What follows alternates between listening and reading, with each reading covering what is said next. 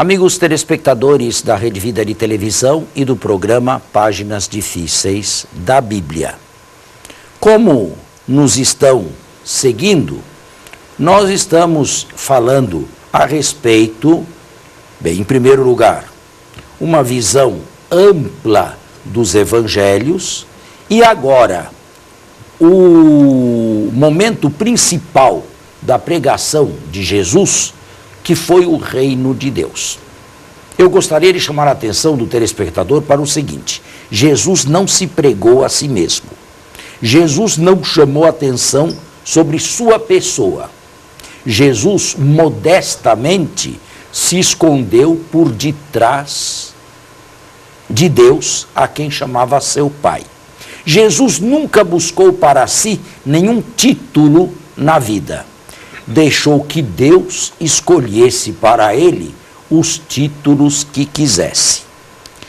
E assim, escondido modestamente, Jesus anunciou o reino de Deus. Eu acredito que falamos aqui sobre dois aspectos principais do reino. Um reino já, de alguma maneira, presente, mas um reino não consumado ainda. Um reino que deve vir. Falamos sobre o já e o ainda não. Exatamente. Então, já foi falado. Estas são as duas, digamos, maiores visões. Estes são os pontos salientes da pregação do reino. Um reino iminente e, de certa forma, já presente. Bem, que mais nos resta dizer a respeito do reino de Deus? Praticamente nada, a não ser uma questão última que, de certa maneira, nos molesta e que eu não vou deixar passar em silêncio. Que é esta questão que nos molesta a respeito do reino de Deus? É que para Jesus o reino era iminente, não estava ainda totalmente consumado, mas estava ali, estava ao alcance de mão. O problema enorme é que 2000 anos se passaram e nada. Ele continua ali. E nada. Que é que veio? Loisy, um pensador francês do século XIX, racionalista, ironicamente, afirmava o seguinte: Jesus pregou o reino de Deus e o que apareceu foi a igreja. A igreja não é o reino de Deus. Ela pode ser uma etapa provisória ou uma condição para se entrar no reino, mas ela não é o reino de Deus, de forma nenhuma. Então, que resposta dar a isso? Bem, que resposta se dá?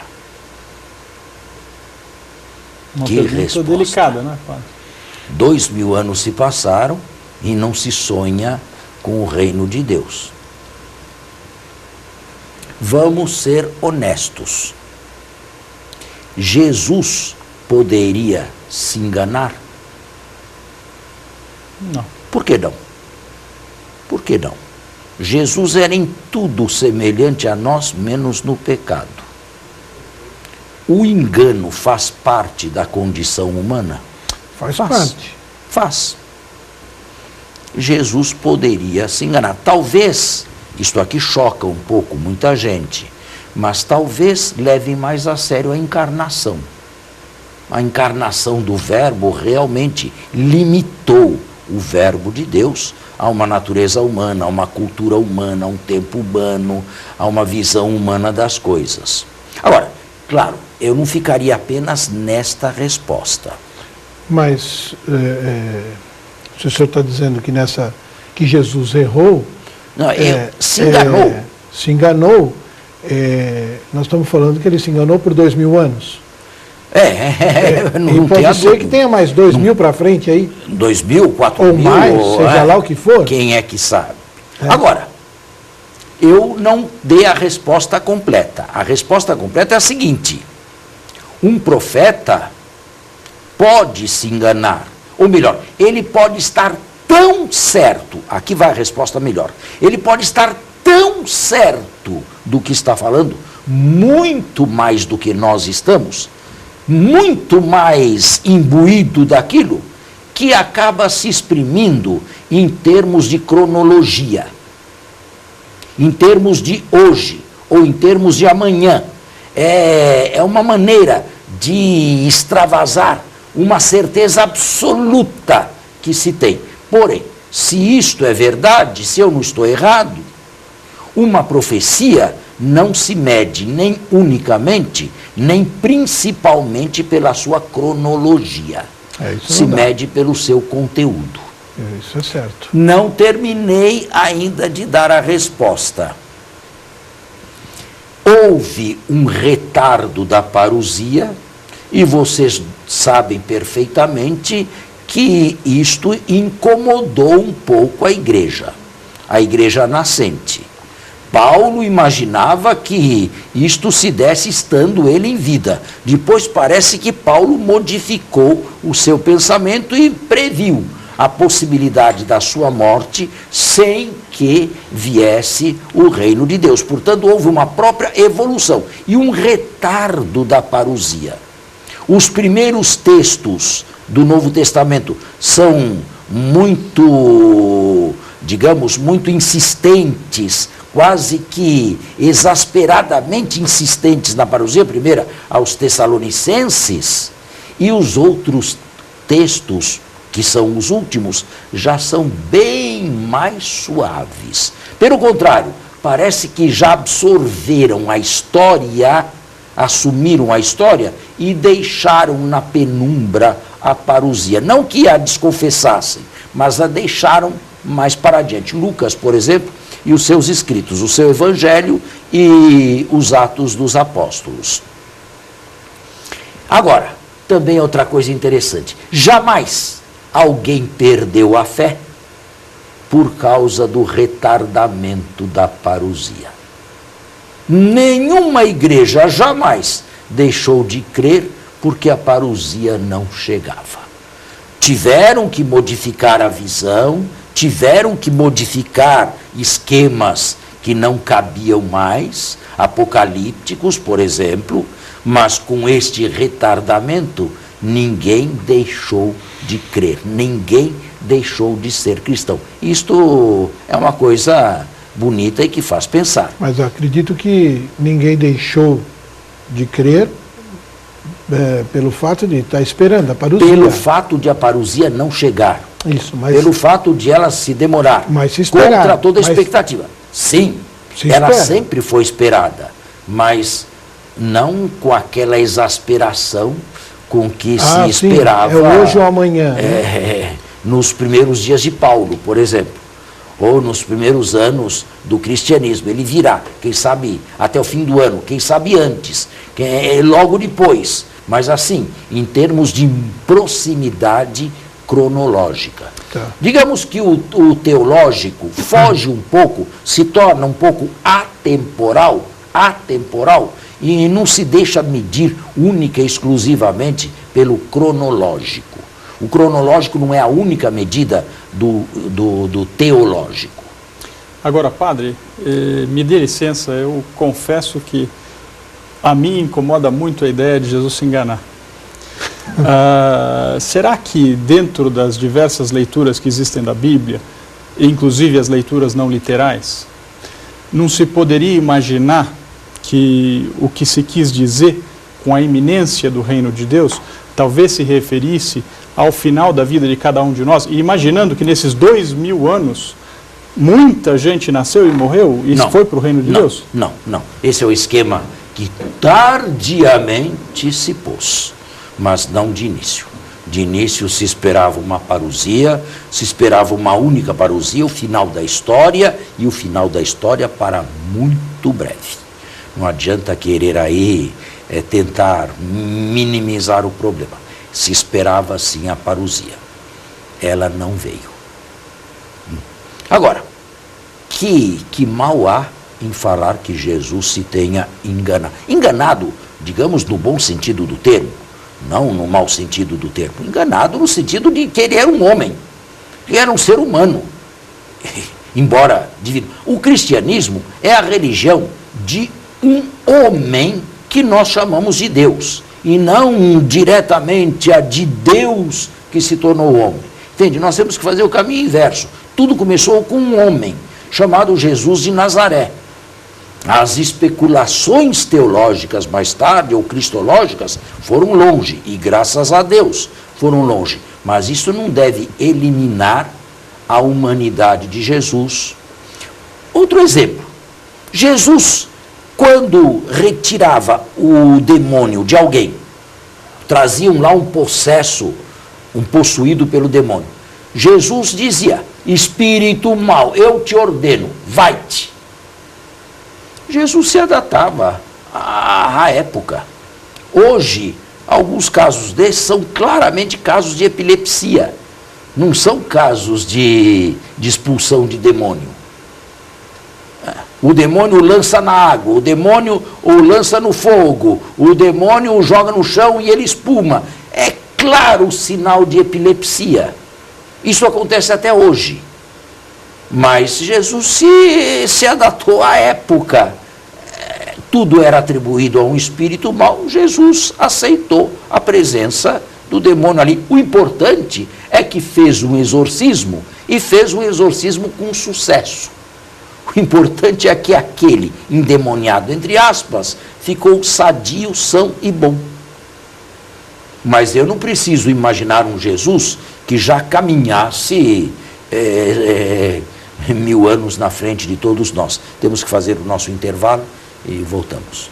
Dizendo exatamente o que no intervalo aqui. Se o senhor podia traduzir este erro de Jesus, este engano de Jesus, de uma maneira mais pastoral, vamos dizer assim. Olha, o que o nosso povo tem é o que a igreja condena. Como se chama aquela heresia de uma única natureza? O monofisismo. A grande maioria do nosso povo é monofisita. Isto é, Jesus só tinha a natureza divina. E isto aqui foi condenado pela igreja. Jesus tem duas naturezas integrais e que não se misturam, como o café e o leite. A natureza divina, que ele tem em comum com o Pai e o Espírito Santo, e a natureza humana, que ele não tem em comum com as duas outras pessoas, e que o fez um homem, em tudo igual a nós, menos no pecado. Você, tirando o pecado, pode colocar tudo o que quiser em Jesus. Tudo. Limites? Sim. Visão curta ou cultural de um tempo? Sim. Porque senão nós tornamos um Jesus que anda sobre as nuvens, um Jesus já com auréola na cabeça, um Jesus já mistificado antes da Páscoa. E esta não é verdade. Isto aqui foi um erro cristológico, monofisismo, que a igreja condenou. Quem é assim são os coptas do Egito. Tá. Eles aceitam que Jesus assumiu um corpo, mas não que se encarnou. É diferente. Assumir um corpo é uma coisa, encarnar-se é muito mais profundo do que simplesmente assumir um corpo. Entende? Nós falamos em encarnação do verbo, e não falamos que o verbo assumiu um corpo. Esta expressão, esse linguajar, não é cristão católico. É exatamente essa daquele lá. É copta. Agora, o senhor mesmo disse, não é, padre, que na forma de expressão de Jesus, talvez tenha pouca importância a cronologia ou a temporalidade. Não só na boca de Jesus, mas na boca de todos aqueles que realmente falaram em nome de Deus. Realmente falaram em nome de Deus. Poderiam se passar 1000 anos, poderiam se passar 10 anos, podem se passar 10.000 anos e ainda assim a gente está dentro. Uma profecia não se mede principalmente pela cronologia, pelo tempo. Ela se mede muito mais pelo peso, pelo conteúdo que ela tem. E eu disse que o profeta pode estar tão certo, tão seguro, que esta segurança que vai muito acima da nossa, acaba se exprimindo em termos de cronologia. Mas eu acredito em termos de tempo. com o monofisismo e essa explicação, eu acho que deu mais clareza nessa resposta de que Jesus pode ter se enganado em muita coisa. Jesus sabia tudo. Jesus sabia português? Não. Claro que não. Se eu falasse com Jesus em português, ele me entenderia? Não. Claro que não. Está vendo? Agora entende. Agora entende. Porque agora a humanidade está glorificada. Mas antes não. Se Jesus tivesse que falar português, ele teria que aprender português, como aprendeu hebraico, o aramaico. Ele falaria português com sotaque, como qualquer estrangeiro fala. Não falou grego, que era muito mais atual. Pois é. Muito próximo dele ali. Não falou. Jesus conhecia todos os... Aí é que está. Há certas pessoas que colocam premissas. Jesus é Deus, portanto sabia tudo, o que é uma premissa errada, mas tem medo das conclusões. Então Jesus já era o maior matemático de todos os tempos, o maior geômetra de todos os tempos, o maior astrônomo de todos os tempos, o melhor cirurgião de todos os tempos. Que se faz de Jesus? Olha o que fizeram de Jesus muitos. Os salmanticenses, por exemplo. Jesus, um gênio. Agora, digamos com toda a seriedade, uma pessoa dessa é um homem igual a nós em tudo? Não. Claro que não. De jeito nenhum. Quem é que conhece tudo? Se ele é um homem igual a nós em tudo, menos no pecado, retire o pecado. Então ele tem as limitações. O erro não faz parte do pecado, o erro faz parte da natureza humana. Faz parte da natureza humana se enganar. Faz parte. Ela não é divina. E o divino em Jesus não se mistura com o humano. É divino, mas é de outra ordem. Agora, padre, o senhor vai me permitir uma pergunta fora do tema. Quando o senhor fala que o divino em Jesus não se mistura com o humano, dá para a gente imaginar que mais próximo do final da vida humana de Jesus, ele estaria mais próximo dessa vida divina e estaria mais positivamente contaminado? Não. O divino e o humano estão unidos em Jesus. Mas antes da morte, eram duas realidades quase antitéticas. Unidas, mas totalmente diferentes uma da outra. Senão Jesus não poderia sofrer como sofreu. Teve medo. Exatamente. Pavor. Não é? Diante da morte. Se coloca o divino. Agora, o que eu posso dizer é que durante a humanidade terrestre de Jesus, o divino se acomodou ou se limitou ao humano. E com a ressurreição, o humano explodiu no divino. Aí fica mais claro? Fica assim, padre. Está vendo? De um lado, na encarnação, o divino se acomoda, se limita ao humano, e na ressurreição o humano explode no divino, sem deixar de ser humano. E isso também, padre, nos ajuda a ver a grandiosidade real dos atos de Jesus, né? Porque claro, sendo humano como nós, suportou muito mais do que nós suportamos, né? Suportou, sentiu, não é?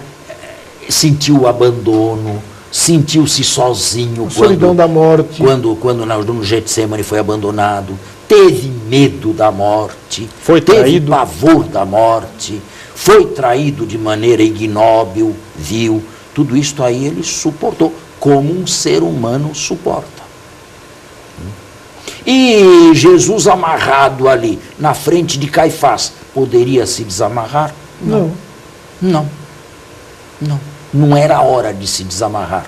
E Jesus pregado na cruz, podia sair da cruz? Também desce não. Da cruz e haveremos de crer nele? Também não. Foi só depois que morreu, depois que terminou tudo, depois que todos os homens fizeram com ele o que quiseram, aí entrou Deus, com a glória da ressurreição. Agora, existem momentos em que Jesus pratica atos de Deus. Por exemplo, o exorcismo, a cura. Isso já não é natural de um humano, não é? Não, também não é um natural ato de humano, de Deus. mas também não necessariamente seria divino. Os profetas Elias e Eliseu fizeram a mesma coisa. Basta ser um homem de Deus para isso. Agora, é claro que Jesus, depois da sua morte e da sua ressurreição, se concebeu, se chegou à conclusão de que Jesus era muito mais que tudo isto. Muito mais que um profeta, muito mais que um homem de Deus, muito mais que um mestre, muito mais que um Messias, até muito mais que um filho de Deus. Era o unigênito. Mas isto só com o avanço da cristologia mais tarde e com os escritos de São João, que formam o quarto evangelho e as 3 epístolas. Antes, nós temos uma cristologia ainda baixa. Quer dizer, a cristologia foi crescendo. Os racionalistas dizem foi o mito que se foi formando. Nós não dizemos necessariamente isto. Foi a gênese da fé que se foi formando de trás para diante. Não um mito crescendo, mas a gênese da fé. Quer dizer, na pessoa de Jesus estavam muitas potencialidades que só vieram à tona depois da morte e depois da ressurreição. E um cumprimento, não é, padre? Porque é difícil encontrar, acredito eu, uma explicação como essa que o senhor está dando, que enfrente o problema e busque uma explicação que nem sempre é uma explicação confortável, não é? Mas é uma explicação racional, e eu digo que este programa aqui é um programa de alto nível. Porque estas coisas aqui não são mencionadas sempre. Nós vamos voltar a isto no nosso próximo programa. Muito obrigado e até lá. Um bom domingo a todos e até a próxima semana. Um bom domingo a todos e até o nosso próximo programa.